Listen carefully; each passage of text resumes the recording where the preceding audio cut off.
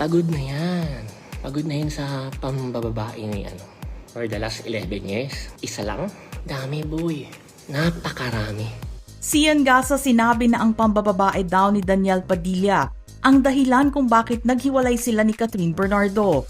Kumakalat pa sa social media na may relasyon si Danielle Padilla kay Jillian Vicencio. Maliban pa yan kay Andrea Brillantes. Ito ang buong istorya. Usap-usapan ngayon sa social media ang internet celebrity na si Sian Gaza matapos niyang sabihin na ang dahilan ng paghihiwalay ng Katniel ay ang di umano'y pambababae ni Danielle Padilla. Sa kanyang Facebook live video, dito sinabi ni Sian Gaza na maraming beses na pinagbigyan ni Catherine si Danielle na magbago na pero hindi daw niya ito ginagawa. Sinabi pa ni Sian Gaza na may mga babae na nagkaroon daw ng relasyon kay Danielle ang nakipag-usap sa kanya. Ayon kay Sian, pagod na yan. Pagod na yan sa pambababae ni Pagod na yan. Sa tingin nyo, for the last 11 years, isa lang? Dami boy. Napakarami. Ang dami pang naglapitan sa akin. May mga usapan pa sila. May mga picture pa sila. Ang dami. Dagdag pa ni Sian, dinelay lang daw ng dalawa ang kanilang announcement. Pero ang katotohanan ay matagal na pala silang hiwalay. Ayaw lang daw nilang ipaalam sa mga Katniel fans.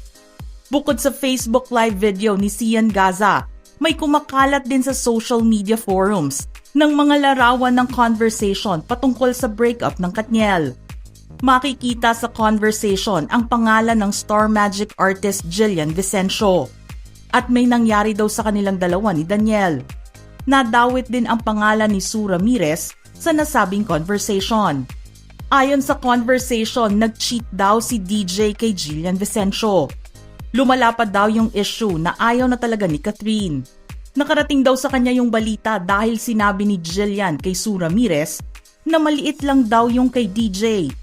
Kinwento naman ni Sue kay Sofia Andres na matalik na kaibigan ni Catherine.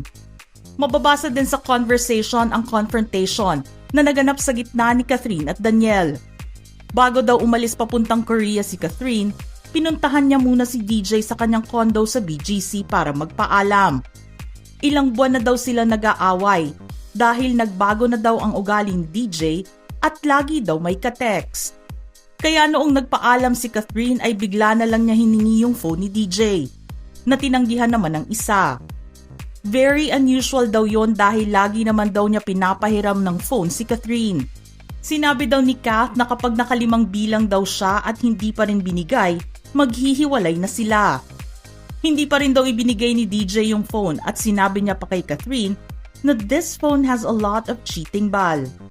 Doon na mismo daw nakipag-break si Catherine kay Danielle at pagkalipas ng 2 linggo ay doon na daw nakitaan si Danielle na nakikita sa condo ni Andrea.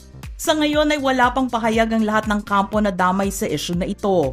Sa kampo ni na Catherine, Danielle, Andrea, Sofia, Sue at Jillian.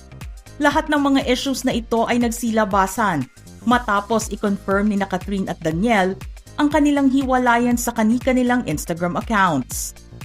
Ano ang masasabi nyo sa mga alleged cheating issues ni Danielle Padilla at ang mga pasabog ni Sian Gaza patungkol dito? Just comment below.